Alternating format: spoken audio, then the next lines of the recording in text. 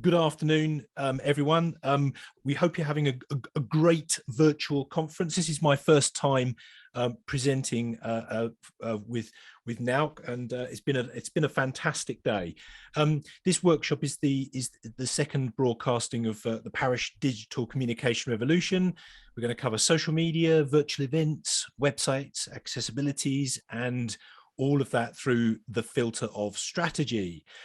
My name is Mark Tomkins. I'm the founder and creative director at Aubergine. We are accessible website specialists, and also I am the author of NAUC's recently published website accessibility and publishing guide.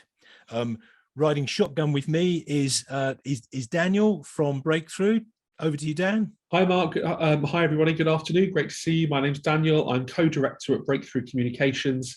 We're NAUC's national partners for communications and engagement advice support for parish and town councils. We also support parish and town councils with GDPR and FOI. Brilliant, thank you. So what we're going to cover in this afternoon's session, what we're going to talk about really is the benefits that can be had from creating a meaningful communication strategy. So how to incorporate that mix of digital and traditional comms channels to really profile and highlight the council services and what you want to prioritize.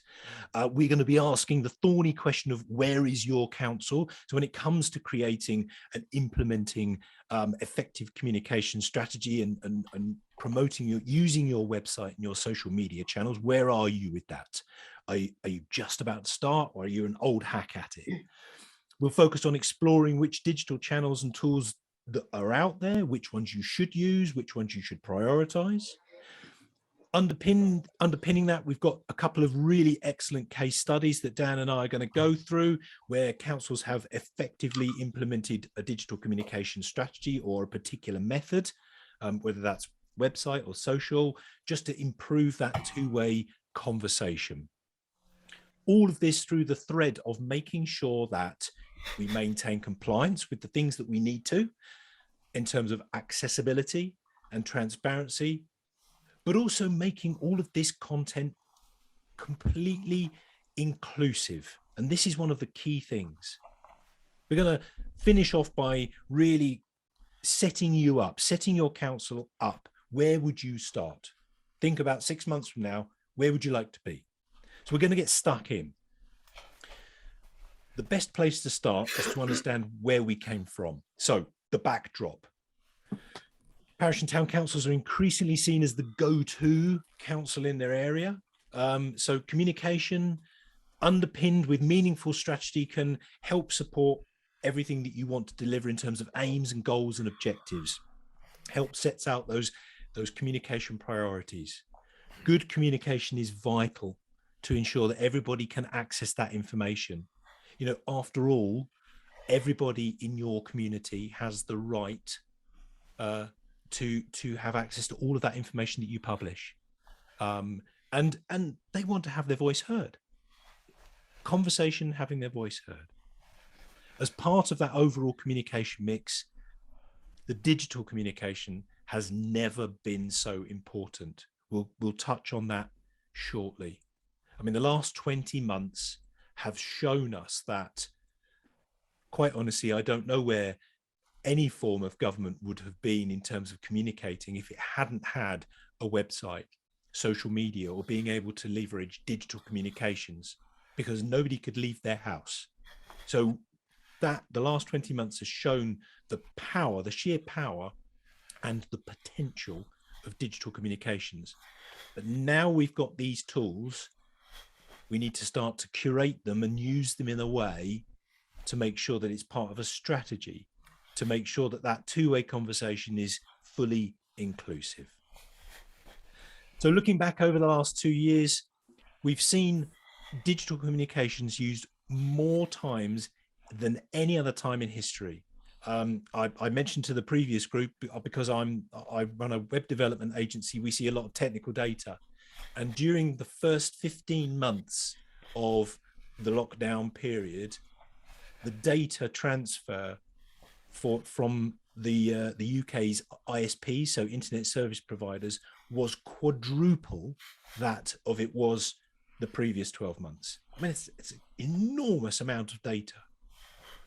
Council's been making a good tactical use of digital tools and platforms, but not always in a cohesive way. And it needs to be brought together in a wider communication, more strategic way to improve engagement. A more measured and effective planned digital communication method is definitely needed, because you get more out of it.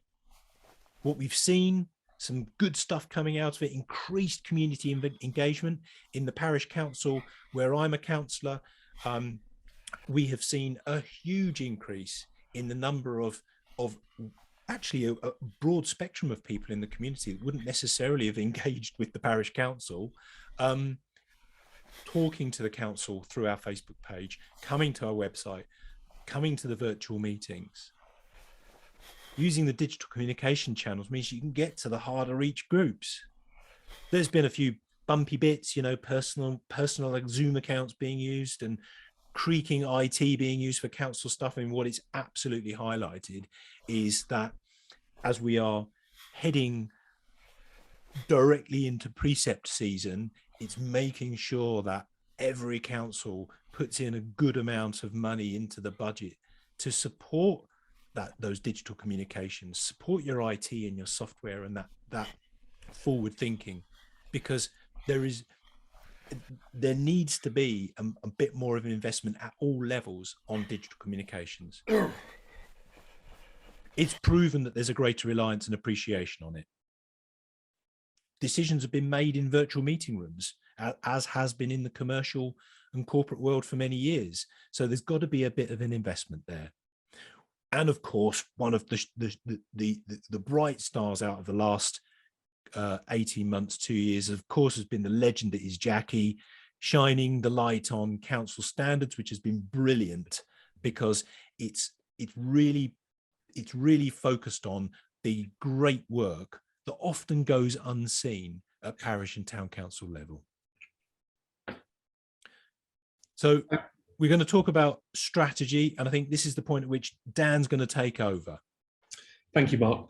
So a challenge that I believe affects parish and town councils of all sizes is how do we turn communications into a genuinely strategic function of the council and something that is less tactical in nature.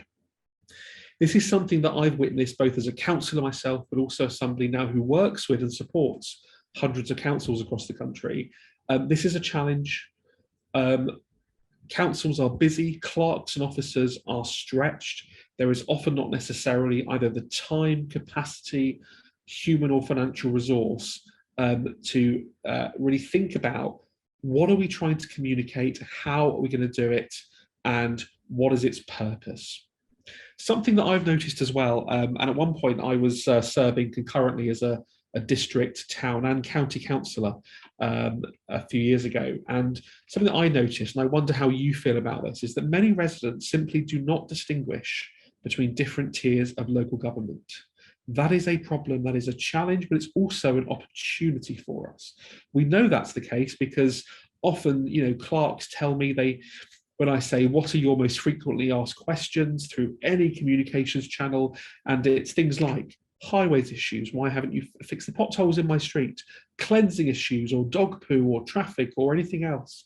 Things that don't necessarily relate to the work of the parish or town council, but residents still come to you to ask the question.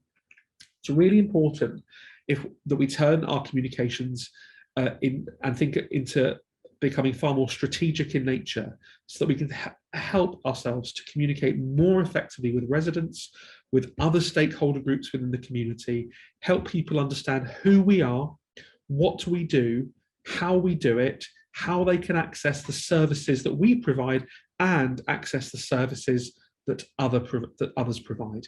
To do that, we've got to start with a strategy. Next slide, please, Mark. As with anything that we do as a council, we've got to underpin it by having a good strategy in place that is appropriate to the shape and size of our council, and communications should be no different. I would encourage all councils to either create, if they don't have one, or to review, if they do have one, a communications and engagement strategy that looks at what do you do as a council, what matters to you, and how can we communicate those things and seek input where possible. Now, in a very brief session like this, I can only offer sort of a very sort of top level view, but when we're asked by parish or town councils to come in and actually help them create a communication strategy, this is the sort of approach that we take. First of all, we need to think about the why. What are we trying to achieve? Why are we creating the strategy? What does good look like? How are we defining success? And what is the approach we will take? Will we do it ourselves, or will we seek professional support to make it work? How can you get, this is something I'm very passionate about, how can you get members to buy into the process? This is a big deal and it really matters. And there are opportunities throughout this process to get officers and members working together. We then need to look at how we communicate now and how we've been communicating over the last few years. What are the methods of communication that we have? What do we think honestly about those methods? And here's a tip for you. If you're doing this yourself, something we do when we go into councils to do this work is we'll carry out an anonymous survey and give that survey to councillors and officers, effectively saying, tell us what you think about the ways in which the council communicates externally, the communications priorities the council currently has, etc. And that really gives officers and members a safe space to be honest and offer constructive feedback on what they really think about the ways in which the council communicates. We then need to think about, what are your priorities as a council? What services do you have? What facilities are you keen to promote? What are your sort of short, medium and long-term aims and objectives? And then from those, distill down communications objectives that are smart, they are tangible, they are time-bound, for example, and very specific. We then need to think in our communities, what are the audiences that we wish to communicate with? Residents, yes, is an audience, but actually we could break residents down into lots and lots of subcategories, couldn't we? Because there will be times when you want to engage with very distinct groups within your community, either a particular demographic or sometimes a geographic area too. For example, I can think of a council in Hampshire recently that wanted to create a communications campaign to positively engage with a new housing estate that was part of the council area. Great. That's a really positive thing to do. That's a very distinct audience.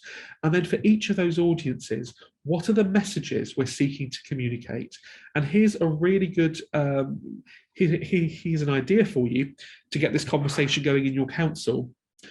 If I were to go and knock on 50 doors in your town, in your village, in your communities, and ask, what do you know about the parish council or about the town council? What would people tell me? And what would we want them to know or understand or feel about the parish or town council? That's a big question to start to think about messages. Only at this point can we start to think about the ways in which we communicate, the channels that we use, both digital and non-digital. I would always advise parish and town councils of all sizes to ensure they have an appropriate communications mix, because it's no good just being all digital, and it's certainly no good just being all analog. You've got to reach people in different ways over time. This afternoon, we're going to talk very briefly through a number of digital communications channels that councils can make good use of. And then finally, you've got to have a council-shaped, resource-appropriate plan in place to make it work. Do you have, for example, a communications officer who will be supporting the delivery of this work, or will it fall to other officers as part of their existing roles, or will councillors be involved in the operational side of things too? And lastly, this has got to be kept under review and modified as society changes, as circumstances change, etc. Next slide, please, Mark. As I mentioned already, this is something that we do a lot of work on with councils of all sizes around the country. And what I've sort of heard back from clerks and from other officers at councils, and actually councillors too, to be fair, in both town councils where we've done this and in parish councils too, is that there's been a bit of a step change. There's been far more of a focus on not just what we do as a council, but how we communicate it. There is an understanding, a better understanding corporately, that communication matters. And we mustn't just consider the service, we've also got to consider how we communicate the service, for example, too. Next slide, please, Mark. And I think now we're over to you to talk about websites. Thanks, Dan. Yeah, one of those key channels, primary channels, really is the council's website that forms part of the strategy. Just to revisit where the realm of website, as you all know, since September 2020, it became a legal requirement for all UK bodies to have a WCAG 2.1 AA standard accessible website. Look, it was a technical introduction. It was a technical requirement on really a large sector of organizations and people that had very little technical understanding. Within the web development world, I would say that less than 20% even knew what website accessibility meant. So it was a difficult thing to introduce. But actually, it couldn't have come at a better time. Heading into the pandemic, we've suddenly got government from the UK national government to small parish meetings, parish councils, town councils, only being able to communicate to its audience, to its community via digital channels, its website being one of them, social channels being another. As many as 1 in 5 people in every community has a disability of one form or another that makes it difficult for them to access information on a council's website without a barrier, unless the website is accessible. And those disabilities are all manner of ones. They're physical, neurological, they could be learning based. There are all manner of reasons why, but 1 in 5 in every community is a large number. Now, you will all know in your own mind, you'll be doing a bit of maths quickly. You'll know roughly what number of people, the number of people in your community are. Well, that number is a large number that are having real trouble accessing the information to which they're entitled, unless the website is fully accessible. But as I said, it couldn't have come at a better time, because it's highlighted the power of digital communications, all of that content, that information that you want to produce being out there, but being out there in an unbarriered way, make it so that it's open for everybody to access. It's the right thing to do, being fully inclusive, as well as it being law. But it isn't just, accessibility isn't just about the technical stuff, the technical website function and the check-in and all that. It's also about the language that's used in communications, making sure that you're using good, well-constructed, plain English text, because it's also about comprehension and understanding, as well as the technical presentation.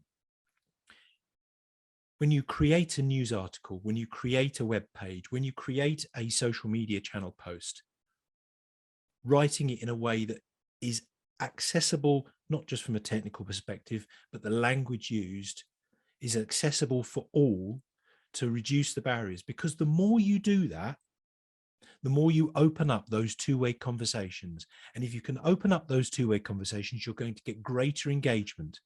And that's going to reinforce all of that messaging that you want to get across to your community. So you've got to make sure that you have an accessible website. I'm sure you all know that, and you will have heard it ad nauseum. One of the things that we've seen, which is a bit worrying, is that a lot of councils have committed, or rather looked to meeting their accessibility requirements on their website by installing one of these plugins, one of these ones that adds a little circle with a little symbol to it, and you press it and it makes the fonts go big and small. These are not meeting your requirements. These are not meeting WCAG 2.1 AA compliance. In actual fact, they are creating more barriers for people with disabilities. It's something that we at Aubergine have championed a long time. They're called overlays. That's the technical term, but some people just call them pop-ups. One of the UK's largest charities that represents people with disabilities, Scope, has recently written an article expressing their concern about people's reliance on these plugins and that they actually create more of a barrier. So if you have gone down that path, it's something that you are going to need to look at because it's not meeting your requirements. You should have an accessibility checking process in place. Now, that might be after every page you edit or every new page you add. It might be every week, every month, every 3 months, but have a checking process in place and don't wait to get the request from somebody, or don't wait to get the email from somebody or the phone call from somebody that says, I'm having trouble accessing something on your website. It's not accessible. There are lots of free checkers out there. A really good one, which you've heard of, is called Wave by WebAIM. It's a free plugin that goes into the Google Chrome browser, and you can go to a web page, press a button, and it'll tell you if it's accessible, or if it isn't, it'll tell you the things that are wrong. I'd encourage everybody to go and put that on their browser today. We use it at Aubergine as a frontline checking. It's part of your web administration process. You make a new page, you check it before you publish it, or sometimes your system won't allow you to check it before you publish it, you check it. Make sure that you don't allow accessibility difficulties to creep in. But as I said, language and comprehension. When you've written something, get somebody else to read it. Just check that language and comprehension, because accessibility is not just technical. Another aspect to also remember, of course, is meeting the transparency code. Now, we support many hundreds of councils with their website, and we very often see a lack of understanding in terms of what should be published on their website from a regulatory point of view. Now, I'm the author of the NAUC's recently published website accessibility and publishing guidelines. You can go and download that free from their website. And in there, I've clearly set out all of the things that should be on a council's website if you fall into the smaller group or the larger group, or you fall in that large gap in the middle. So you're under a couple of 100,000 a year income, but you're above the 25,000. Generally speaking, you should be aiming for the larger council list of regulatory requirements in terms of publishing. But go and download that document, and it clearly sets out the things that you need to be publishing. The other thing as well is defining the purpose of a website. Often councils will take a decision to have a new website, great, and they'll go, we're going to publish this and we're going to publish that. And that's brilliant energy, but often it then grinds to a halt because of capacity. Setting out a clear goal, you can add to it. It's not like a box of print. Once you've got yourself a website, you can add and edit. So take on what's going to be most appropriate for you to do. You might not have the capacity to do a news section or add to it a section about the area's history or all of those sorts of things. Take on what you can at a time, but form that in as part of your strategy. So that over the course of a year or even 2 years, go through that in a process, much more manageable. Historically, unfortunately, websites have become a dumping ground. Stick all those files up there in the hope of meeting regulation. That it is not. It is not a dumping ground. It is a place where people can go to get concise and accurate information. So being mindful of what you post is an important part of your strategy as well, both in terms of regulatory content and also the community messaging. You know what you've got to publish, and then you've got to think about what you want to publish. Those are the two strands on your strategy. The community-oriented content and messaging, the stuff that you want to publish, that's really important. But as I said, take it one step at a time. News, events, local info, history, it takes time. I'm going to cover a case study in a few minutes of our own local town, Lake Linslade Town Council, that we're incredibly proud to support. And that council's website has grown over the years that we've supported it, in terms of the amount of information on it. It didn't just pop up with all of that overnight. It was part of a strategy. So we'll look at that in a minute. Detail and content-rich information. This is really good, but don't think that it's an all thing to all person solution. You should be using your social channel to get into people's lives. Unfortunately, and I hate to be the bearer of bad news, but people won't hang out at your parish or your town council website. Sorry. But where they will hang out is on Facebook and Twitter and Instagram.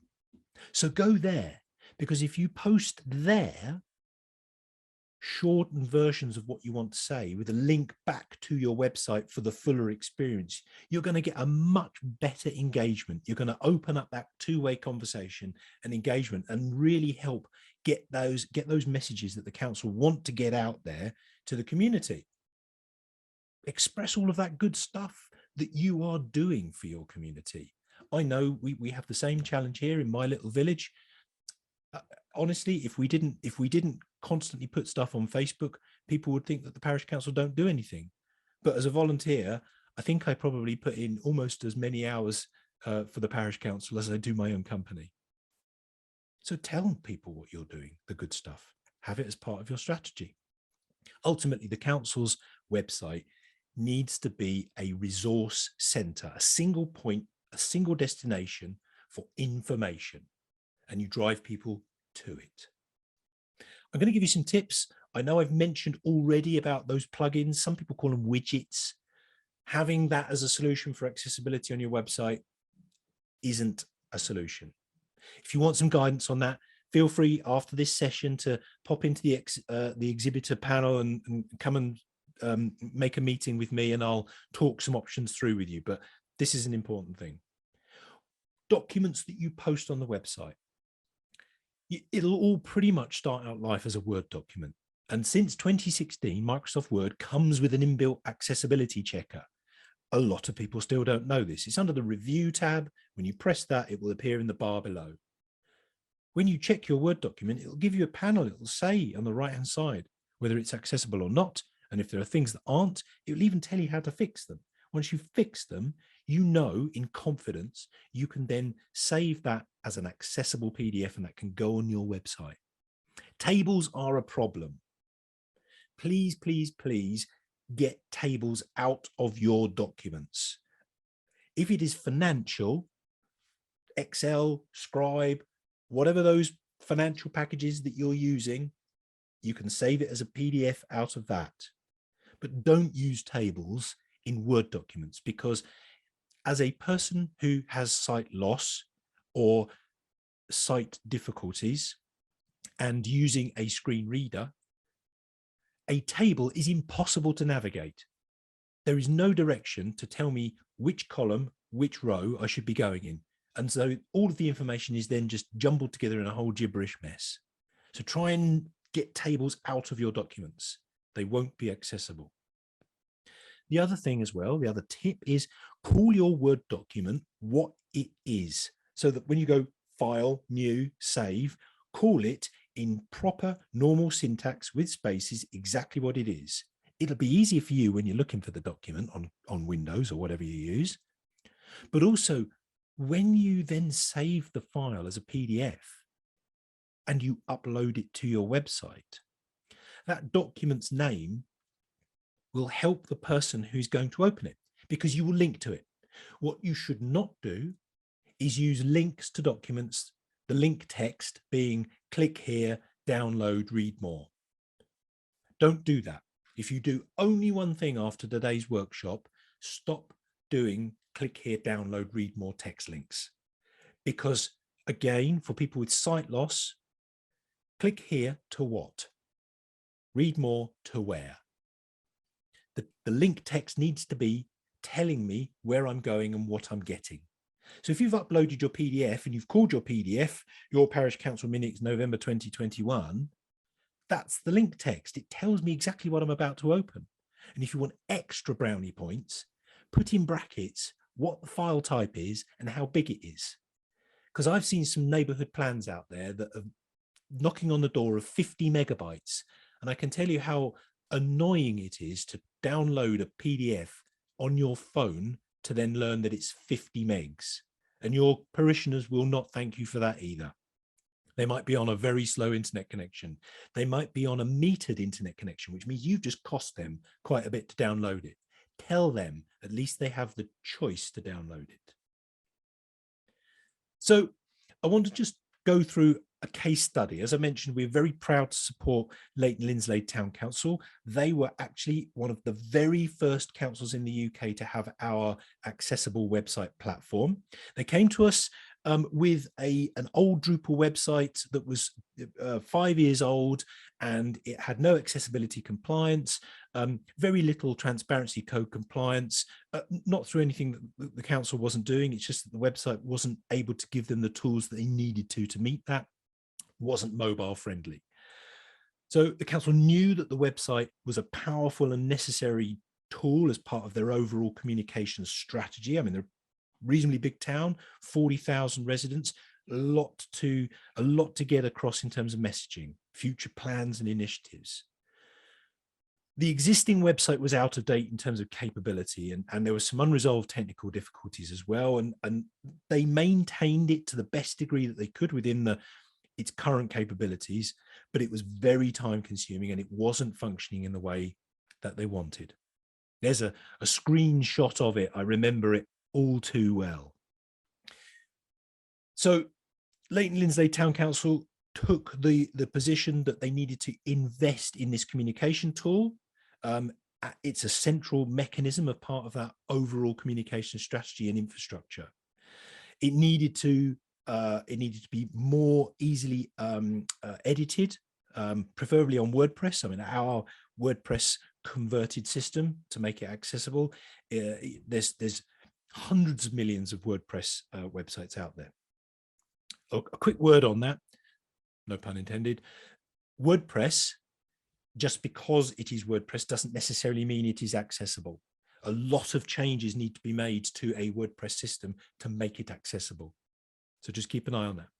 It needed to be easy to use and administer.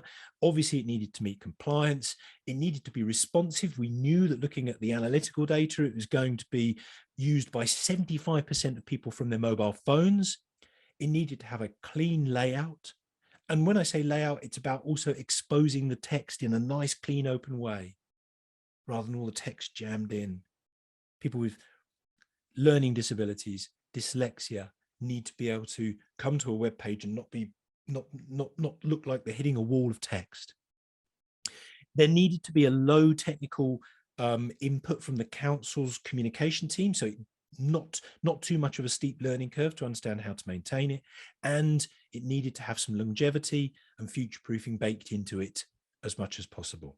So we recorded those as part of the process. We went through a process way of recording the communication challenges that they faced right now, the desired way of working, concerns and visions for the future, and ultimately ask that question, fast forward 6 months from now, what do you have? What does that website do for you? So we held some sessions with them to really work out and define the design and the administration process of who was going to do what. We went through a sitemap, the pages. This is actually a really important part of the beginning of a website build. Sitemap. We actually start by doing it on an Excel spreadsheet, and we start with the tab tops, the top level navigation, if you like, and then we hang all of the pages underneath them and move them around. Because fundamentally, a website needs to be built with the right structure at the starting point. If any designer, any developer comes to you, web person comes to you, and they start with the visuals, they start with all of the graphics, they haven't understood it. They're starting with the paint and they haven't even built the wall that the paint's going on. We identified the gaps in terms of content, helped them understand what they needed to include in that. And then overall, we ended up with a fully compliant website that was a powerful tool for the council to use moving forward. We provide ongoing guidance in terms of accessibility, but also communication guidance there, and how the council uses it as a destination tool to deliver the big messages and the big service, whilst using social media to drive people to it. And that's all underpinned by looking at the Google analytical data. It's checked regularly using Wave by WebAIM plugin tool. It's excellent. The team all fully experienced in using that and pick up on any things that come about as they edit the page on a day-to-day basis. And then there's a review every 3 months to just make sure that everything is still on track according to that strategy. We provided some predefined page templates, so no coding or anything like that was required on behalf of the council. And really it meant that they were fully empowered to take their website forward, knowing that it's compliant, having the knowledge to know how to communicate in an accessible way. Obviously, we are very proud to support them on a day-to-day, support the communications team on a day-to-day basis, but in terms of the software and the hosting, but on the most part, they're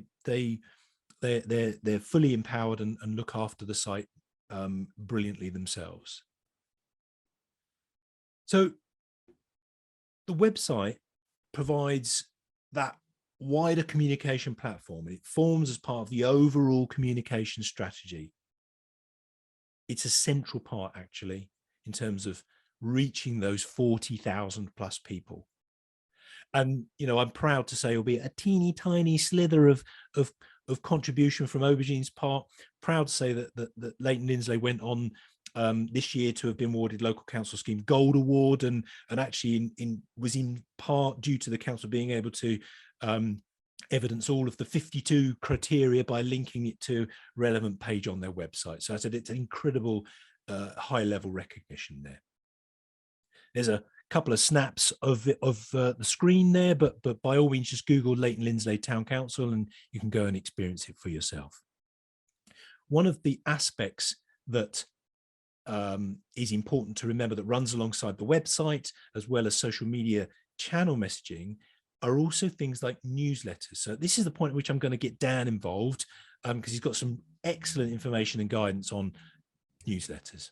Thank you, Mark. So there are two types really of digital newsletters or e-newsletter systems that parish and town councils use.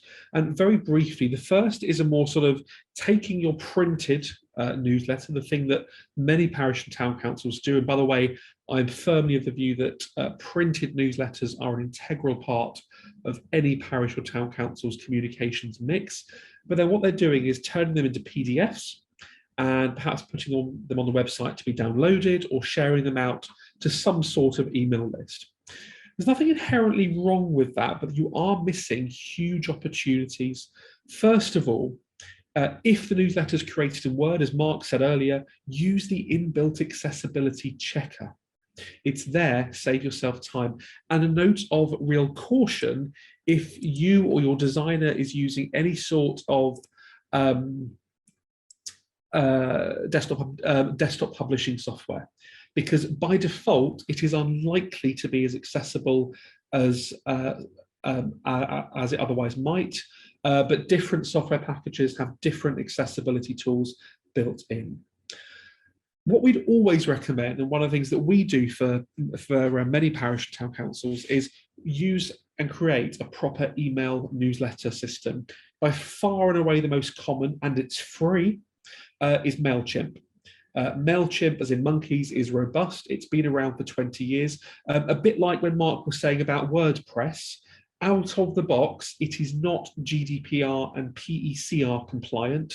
So when we set it up for councils, that's some of the work that we do. But what this effectively, in sort of summary, enables you to do is encourage residents to sign up to hear from you without having to contact the office, get someone to put their name on an email address, either on a spreadsheet or an Outlook. It sits in a secure cloud-based environment. It's GDPR compliant then, once you set it up right. And then you can email people either with newsletter style content or for more topical based pieces of content. For example, next slide please, Mark. Billingshurst in West Sussex, there's a graphic on the right of my screen, who are talking about their Christmas fair this coming weekend. Billingshurst is a parish in West Sussex and enables residents to sign up through social media and through their website. Some councils are even doing something that I think is brilliant.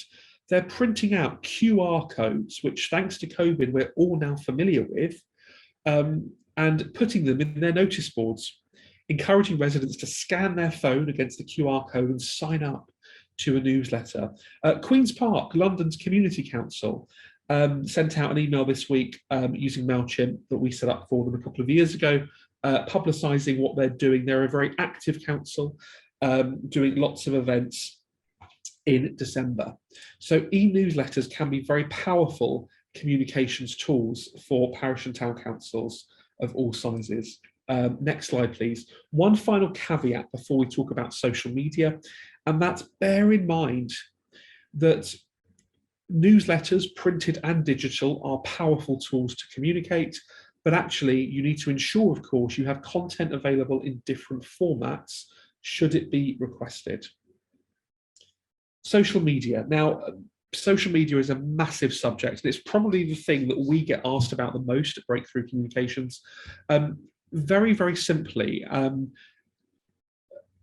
it enables parish and town councils of all sizes to reach audiences that otherwise might not engage with the council, or dare I say it, even be aware the council exists.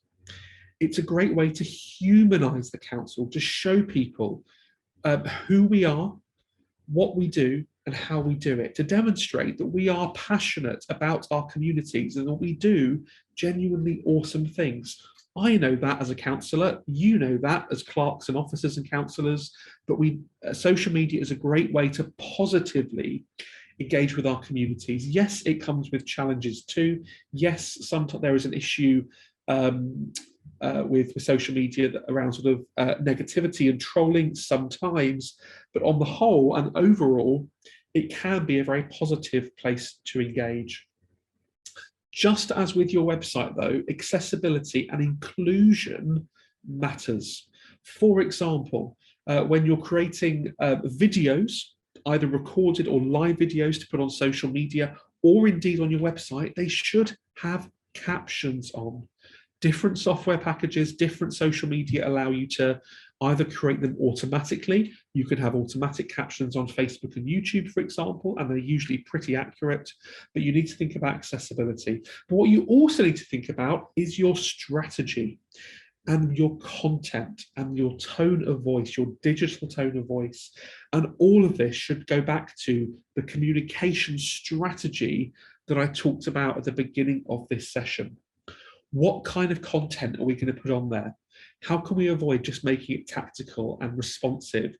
We need to be proactive rather than reactive. What are the messages that we're seeking to communicate to our community through social media? And how do we come across?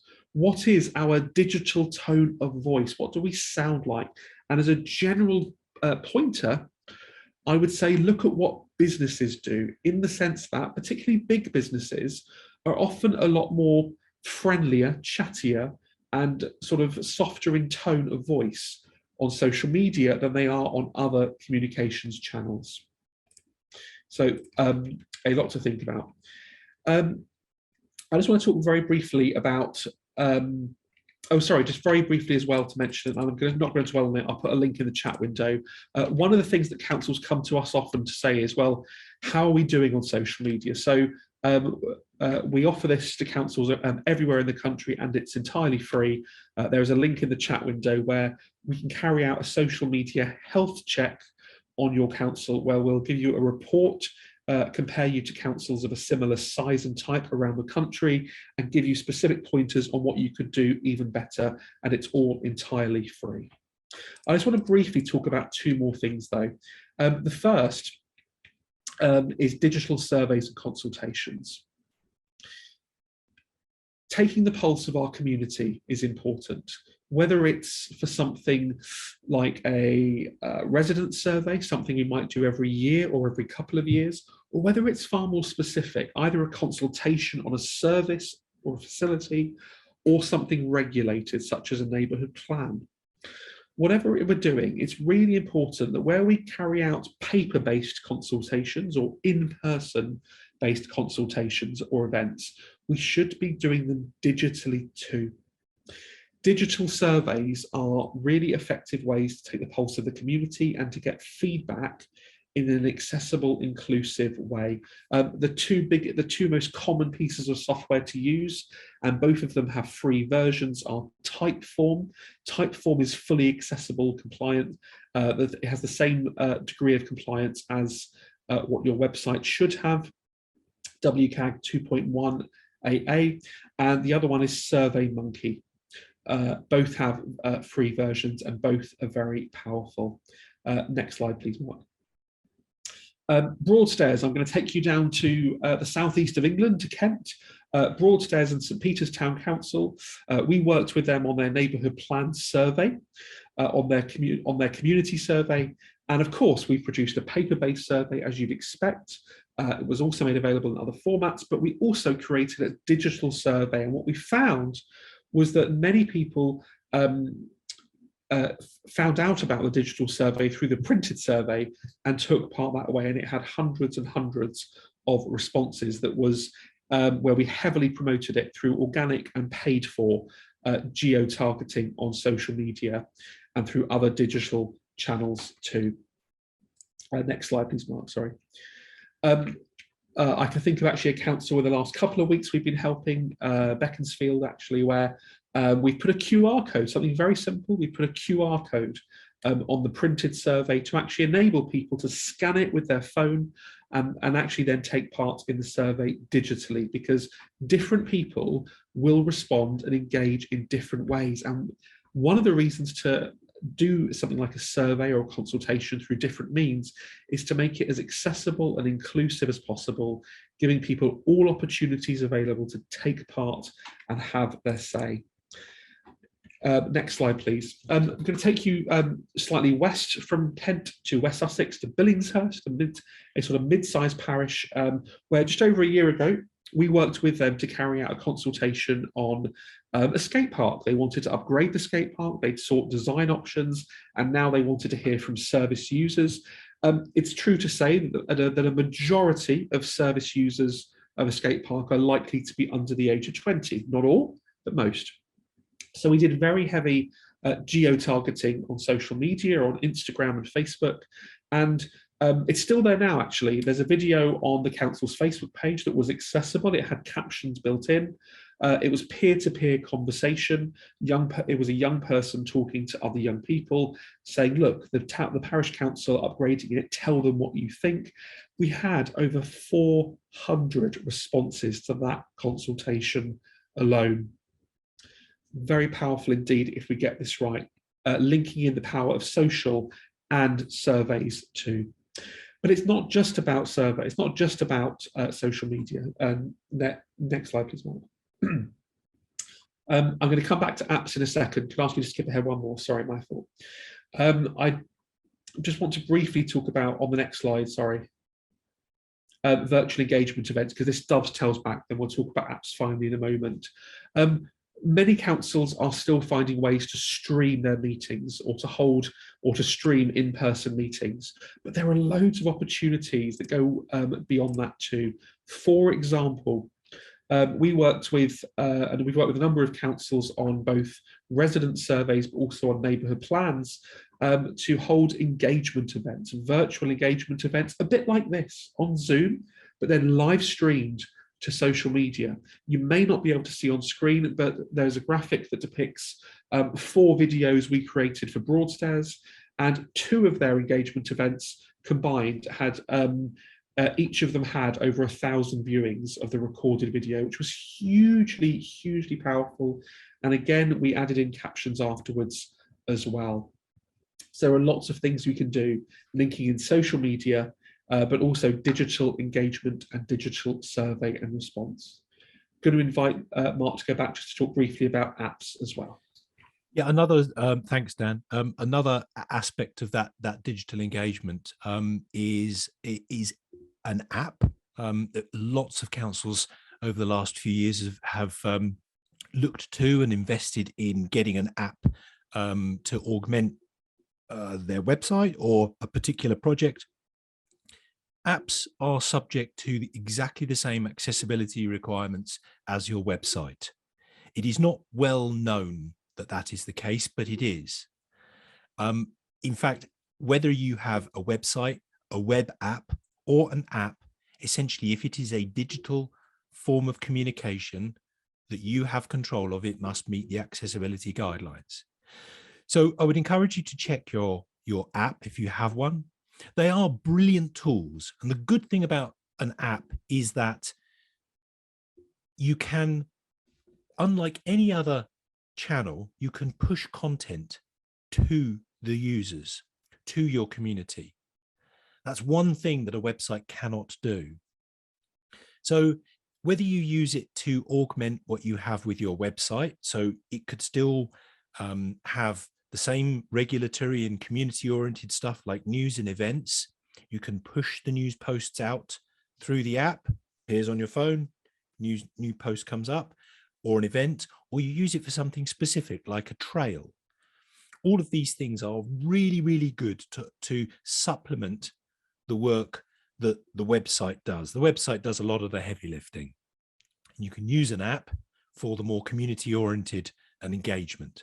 They're not as expensive as you might think they are.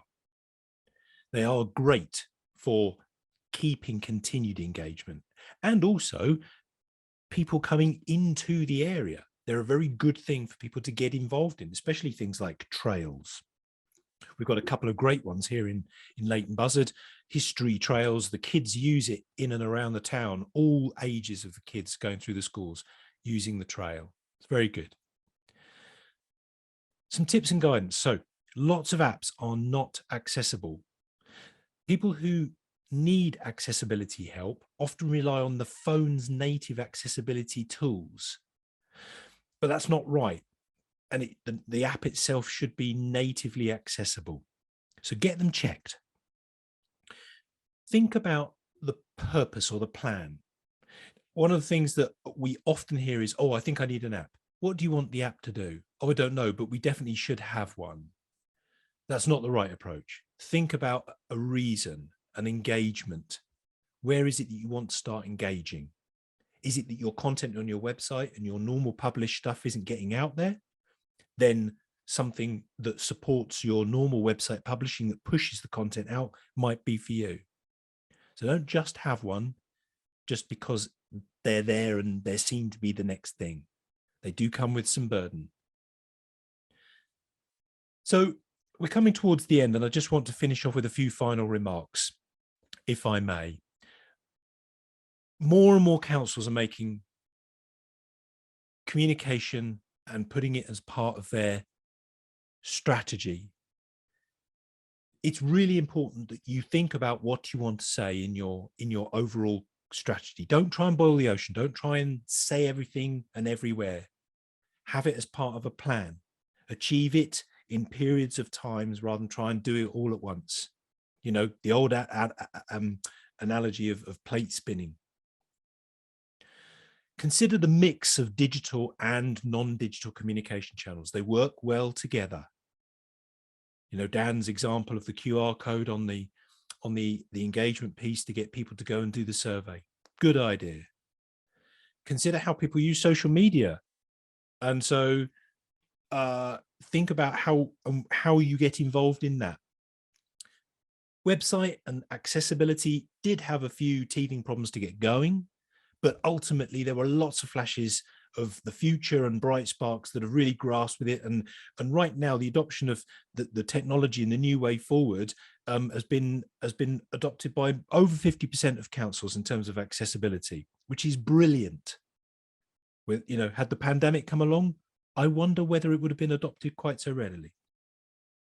But what we have learned is that using digital communications in a planned and strategic way will minimize problems and maximize benefit, and it will really get the council's message out there and tell your parishioners and everybody in your community the good stuff that you're doing.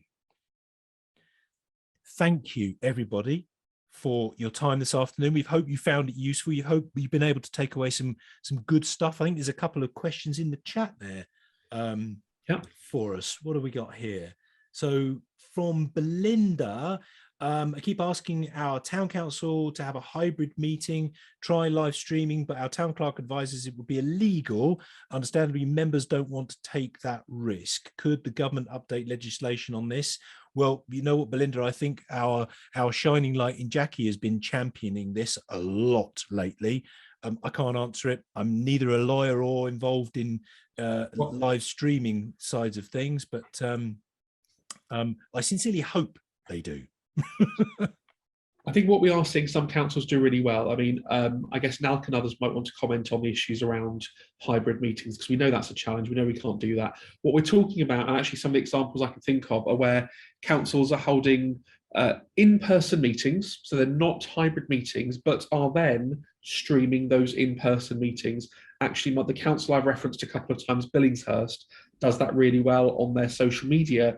You will see meetings of not just their full council, but all their in-person committee meetings. And I can see a question from Justin around a really pertinent question around young people and social media. And the crux of the matter being that, isn't it true to say that actually a significant proportion of young people are no longer on more traditional social platforms such as Facebook or Twitter, but using TikTok and Instagram, for example? There is an element of truth in that, but if you look at the numbers, and actually we see this because I've done a piece of engagement with with young people with two councils in the last month, where we still use platforms such as Twitter, Instagram, Facebook to engage with younger demographics. They're still there. At least some of them are still there because we get response from them. But it is absolutely true to say they are increasingly using other platforms such as Instagram, which many parish and town councils are rightfully now using, and TikTok, amongst others, actually. The challenge here, though, is more strategic, I would suggest, which is how thinly do we spread our resource when we're already spread thin? And it comes down to what you're trying to achieve. But for example, there's one of the great things with social media. It's actually really easy and low cost, well, almost no financial cost, but there's low capacity requirements to go ahead and just in a very soft, semi-formal way, test out different social media platforms, look at what other councils are doing and see what you can learn from them on some of these new platforms. And not just for young people, but actually Nextdoor is a platform, an engaging platform that many communities are now using. It's kind of a hybrid between a forum and social media. But yeah, absolutely, we've got to look way beyond the more traditional platforms to meet groups such as young people. That's absolutely true. Thank you. Thank you, everybody. If you have any specific questions for me or Dan, head over to the exhibitors section and you can book in a quick chat for us there. But for now, thank you very much, and I hope you enjoy the rest of the conference. Thank you, everyone. See you soon.